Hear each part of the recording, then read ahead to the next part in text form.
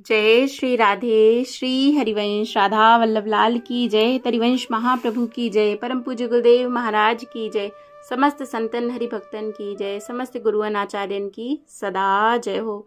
बहुत बहुत स्वागत है सभी का।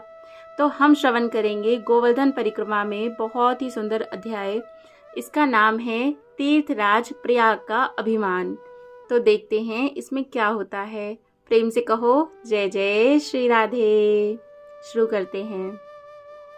गर्ग संहिता में वर्णन आता है कि एक बार नंद महाराज ने अपने भ्राता से पूछा, हे सनंद जी, तीर्थराज प्रयाग ने कब इस व्रज की पूजा की थी? मैं यह जानना चाहता हूँ। इसे सुनने के लिए मेरे मन में बड़ा कौतूहल और बड़ी उत्कंठा है। सनंद ने कहा, हे नंदराज, पूर्व काल में नैमित्तिक प्रलय के अवसर पर एक महान दैत्य प्रकट हुआ जो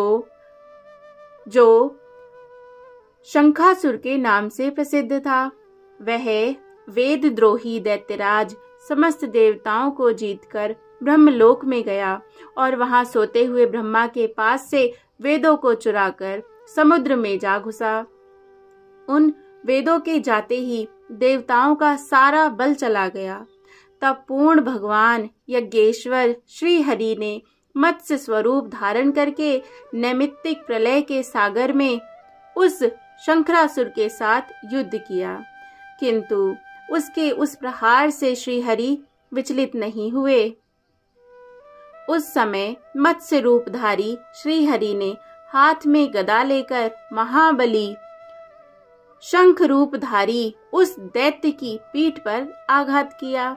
गदा के प्रहार से वह इतना पीड़ित हुआ कि उसका चित्त कुछ व्याकुल हो गया, किंतु पुनः उठकर उसने श्री हरि को मुक्के से मारा। तब कमल नयन साक्षात भगवान विष्णु ने कुपित हो अपने चक्र से उसके सुदृढ़ मस्तक को सींग सहित काट डाला।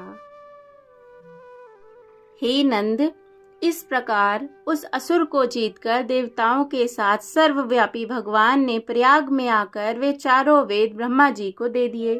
फिर संपूर्ण देवताओं के साथ उन्होंने विधिवत यज्ञ का अनुष्ठान किया और तीर्थराज के अधिष्ठाता देवता को बुलाकर उसे तीर्थराज पद पर अभिषिक्त कर दिया। साक्षात अभयवट को तीर्थराज के लिए लीला छत्र सा बना दिया। मुनि कन्या गंगा तथा सूर्य सुता यमुना अपनी तरंग रूपी चामरों से उनकी सेवा करने लगी। उसी समय जम्बूद्वीप के सारे तीर्थ भेंट ले लेकर बुद्धिमान तीर्थराज के पास आए और उनकी पूजा और वंदना करके अपने अपने स्थान को चले गए। तीर्थराज की पूजन वंदना करके जब सभी तीर्थ अपने अपने धाम को चले गए, तब देवताओं के साथ परम भगवान भी चले गए। तभी वहां नारद मुनि आ पहुंचे और सिंहासन पर विराजित दैदीप्यमान तीर्थराज से बोले। क्या बोले? हे महातपस्वी तीर्थराज, निश्चय ही तुम समस्त तीर्थों द्वारा विशेष रूप से पूजित हुए हो। तुम्हें सभी मुख्य मुख्य तीर्थों ने यहाँ आकर भेंट समर्पित की है, परंतु ब्रज के वृंदावन आदि तीर्थ यहाँ तुम्हारे सामने नहीं आए। तुम तीर्थों के राजाधिराज हो। ब्रज के प्रमादी तीर्थों ने यहाँ न आकर तुम्हारा तिरस्कार किया है। यह कहकर साक्षात देवर्षि शिरोमणि नारद जी वहां से चले गए। तब तीर्थराज के मन में बड़ा क्रोध हुआ और वे उसी क्षण भगवान के धाम में गए। भगवान को प्रणाम और उनकी परिक्रमा करके संपूर्ण तीर्थों से घिरे हुए तीर्थराज हाथ जोड़कर भगवान के सामने खड़े हुए और बोले।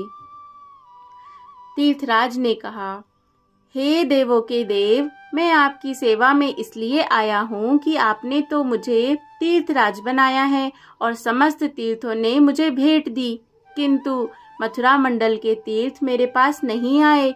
उन प्रमादी ब्रज तीर्थों ने मेरा तिरस्कार किया है। अतः यह बात आपसे कहने के लिए मैं आपके मंदिर में आया हूँ।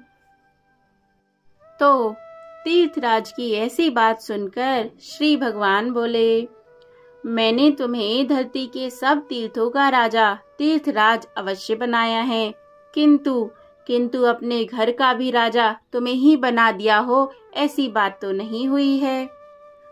फिर तुम मेरे ग्रह पर भी अधिकार जमाने की इच्छा लेकर प्रमत्त पुरुष के समान कैसे यहाँ पर आए हो? हे तीर्थराज, तुम अपने घर जाओ और मेरा यह शुभ वचन सुन लो। तो क्या कहा भगवान ने? भगवान कहते हैं, मथुरा मंडल मेरा साक्षात परात्पर धाम है, त्रिलोकी से परे है। उस दिव्य धाम का प्रलय काल में भी संहार नहीं होता। यह सुनकर तीर्थराज बड़े विस्मित हुए, उनका सारा अभिमान गल गया। फिर वहां से आकर उन्होंने मथुरा के ब्रजमंडल का पूजन और उसकी परिक्रमा करके अपने स्थान को पदार्पण किया। जय जय श्री राधे। तो देखा, ऐसी है यहाँ की हमारे ब्रज की महिमा। बहुत सुंदर, बहुत सुंदर। ये तीर्थ नहीं है, ये भगवान का घर है और ये बात भगवान स्वयं कहते हैं। जय हो, जय जय श्री राधे।